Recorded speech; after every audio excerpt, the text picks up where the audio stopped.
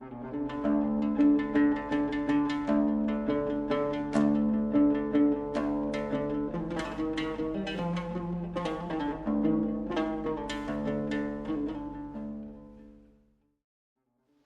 ولد صغير عمره مش أكتر من 10 سنين، بس رجليه عارفة الطريق لوحدها.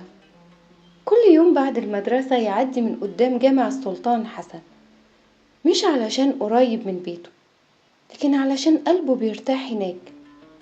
كان يقف لحظة يبص للباب الضخم والحيطان اللي شايلة أثر آلاف السنين.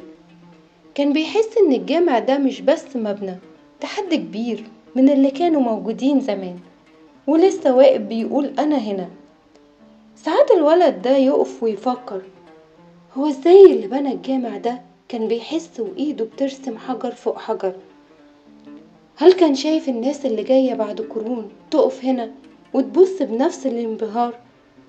الولد مش عارف يرد على نفسه، بس بيحس بحاجة واحدة، إن في أماكن بتسكن جواك حتى لو انت اللي بتعدي قدامها كل يوم. وفي اليوم اللي غاب فيه عن طريقه حس إن تايه، زي حد كان ماشي جنب حد بيطبطب عليه واختفى. جامع السلطان حسن مش بس جامع، ده بوابة سحر صغير بيعلمك تحس بالمكان وتفتكر دايما القاهرة فيها اللي يخليك تقف وتسكت